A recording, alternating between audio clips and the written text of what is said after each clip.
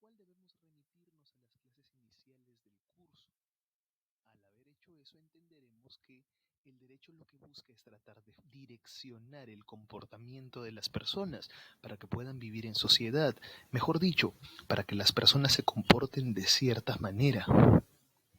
En ese sentido, estas normas no pueden analizarse como verdaderas o falsas, pues no ofrecen información sobre la realidad, sino que cada una tiene que cumplirse y si no se cumple, tienen una consecuencia negativa que deriva en una sanción por parte del poder imperativo del Estado.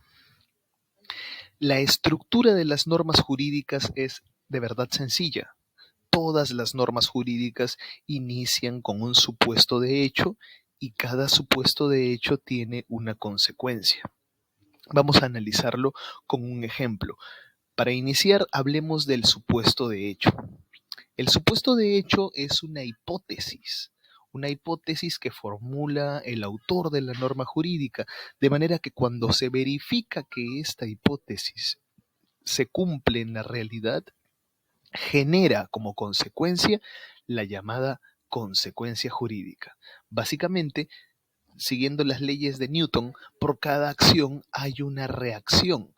En ese sentido, cuando se cumple el supuesto de hecho, se genera o se desencadena una consecuencia.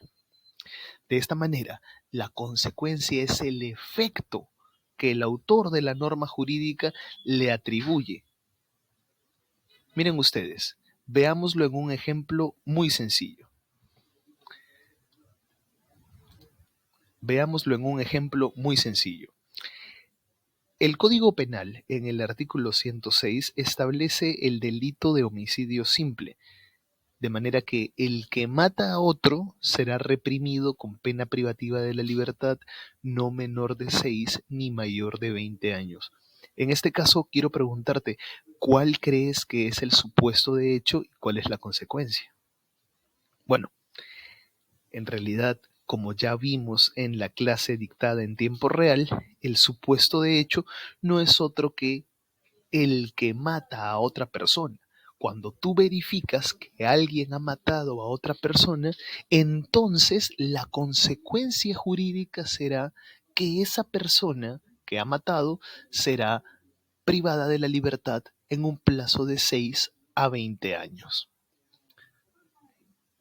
Hablemos de otro supuesto, esta vez en el Código Civil. Hablemos del artículo 1969. Aquel que por dolo o culpa causa a otro algún daño está obligado a indemnizarlo. El supuesto es muy lógico. Sería alguien ha causado por dolo o culpa daño a otra persona.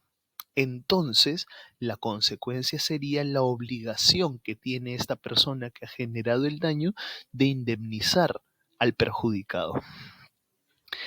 Un tercer ejemplo, todavía más interesante, es el de la Constitución Política del Perú, que en el artículo 124 establece los requisitos para ser ministro de Estado. Cito, para ser ministro de Estado se requiere ser peruano de nacimiento, ciudadano en ejercicio y haber cumplido 25 años de edad. Los miembros de las Fuerzas Armadas y de la Policía pueden ser ministros. El supuesto de hecho es, si eres peruano de nacimiento y ciudadano de ejercicio y además tienes 25 años de edad o más, entonces la consecuencia es que puedes ser ministro.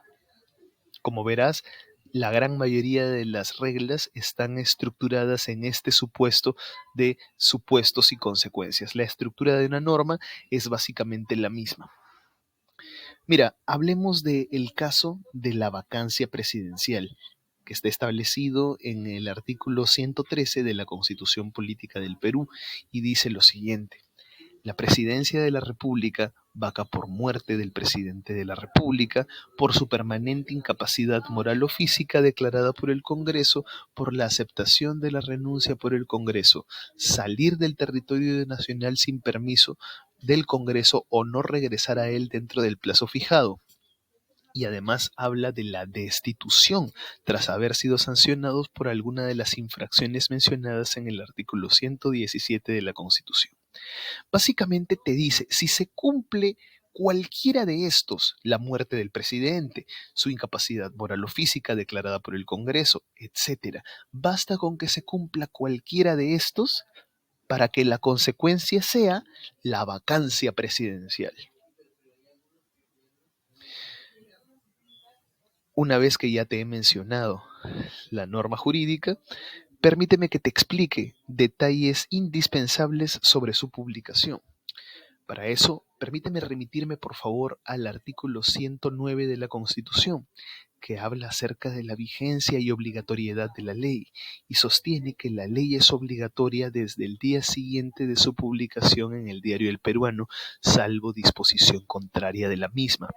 Esto quiere decir que para que una ley sea vigente en nuestro país, no necesita solamente haber sido aprobada por el Congreso y refrendada por el presidente, sino que además tiene que haber sido publicada en el Diario Oficial El Peruano. Y aun cuando ya está publicada en el Diario Oficial El Peruano, la regla general indica que solo estará vigente desde el día siguiente después de que ha sido publicada.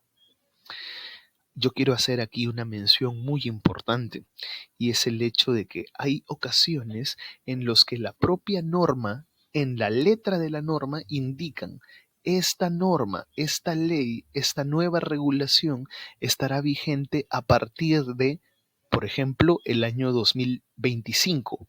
En ese sentido, aunque ha sido publicada, aunque ya han pasado 24 horas, ya ha sido el día siguiente después de su publicación, esta todavía no entra en vigencia, sino que recién entrará en vigencia a partir del año 2025, porque la propia norma así lo indica. En otras palabras, aunque la norma general es que las leyes y las distintas normas que puedan ser publicadas por el Diario Oficial El Peruano existen desde que han existido, desde que han sido aprobadas por el Congreso, estas solo entrarán en vigencia el día siguiente de su publicación. Sin embargo, como tú sabes, la excepción es que la propia letra de la norma indique otra fecha para su entrada en vigencia. Y yo quiero dejarte con una importantísima advertencia, y es el hecho de que para todos los efectos legales se presume que apenas la norma ha sido publicada, todos los peruanos la conocen. Esto es esencial, debido a que nadie puede alegar que ha desconocido una norma que ya existe para evitar su cumplimiento. Habiendo dicho esto, concluimos algunas de las ideas generales más importantes sobre esta idea.